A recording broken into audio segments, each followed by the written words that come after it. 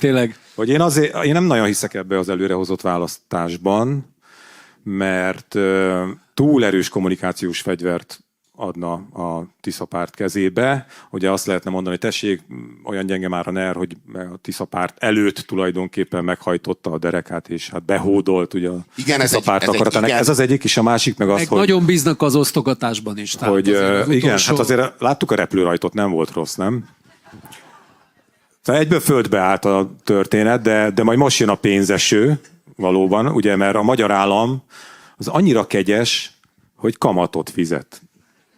És ez mekkora eredmény, nem? Hogy az állampapírnak van kamata, és azt az a magyar állam kifizeti, miközben közébük is lövethetett volna. Tehát, hogy ezt azért így meg kell köszönni. Na mindegy, ugye Nagy Márton abba bízik, és ezt szerintem nagyon jól elhitett Orbán Viktorral. Nagyon úgy tűnik, hogy Nagy Márton bármit el tud hitetni Orbán Viktorral. De tényleg, tehát hogy a legnehéz dolgokat. Hát de nem csak olyan nehéz. Hát de ő 12... már szerelmes magába, Pista. Hát higgyétek. Ki, Nagy Márton vagy Orbán? Az Orbán. Mind a kettő. Hát na jó, de Nagy Márton havonta mondta, hogy elrugaszkodás. Ehhez képest nem történt semmi. Azért mégiscsak kellene valami alapjának lenni ennek a gazdasági optimizmusnak, amiből aztán az égvilágon semmi nem valósul meg. És ugye a Trump hogy terem békét, azt látjuk úgy, hogy a harmadik világháború köszebére tolta a világot így kapásból, nem? Ugye első este nagyjából. De ebből béke lesz, ugye nekünk béke költségvetésünk van, nyilván visszük magunkkal a világot.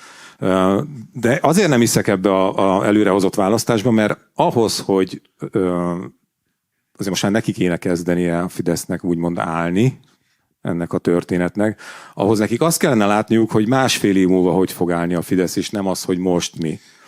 Csak a tendenciát látják, és az a helyzet, hogy 10 hónapja kezdett el áradni a Tisza nagyjából, és ez alatt a 10 hónap alatt most már leírható egy tendencia, és ez a tendencia nagyon nem kedvez a Fidesznek, és Magyar Péter nem véletlenül kezdte el követelni az előrehozott választást. Ez valójában egy kommunikációs csapda.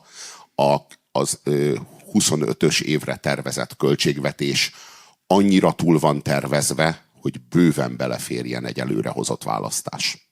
Nem véletlenül. Ez benne van a pakliban. És nem gondolom azt, hogy ezzel a kommunikációs trükkel, hogy akkor Magyar Péter elkezdi követelni, és ezzel sarokba szorítja a kormányt, és már nem is tehet mást, mint hogyha a saját érdekeit követi, akkor Magyar Péter követelésének tesz eleget, tehát elengedi ezt az erőből politizálás élményét, és kvázi alárendelődik a ellenzék követelésének, de nem hiszem azt, hogy pusztán egy ilyen kommunikációs trükkel elérhető az, hogy Orbán Viktor meg a bűnszervezete a saját érdekei ellen cselekedjen. Tehát, hogyha azt látja, hogy nem tudja Rogán Antal a kommunikációs felületek egészét bevetve, és minden állami forintot bevetve sem tudja Rogán Antal megállítani a Tisza áradását, és megállítani a pártunk és kormányunk lassú erodálódását, összeomlását a 26 tavaszára, akkor ki kell írnia a választást. Az tény, hogy Magyar Péter nem könnyíti meg neki ezt ezzel a követeléssel.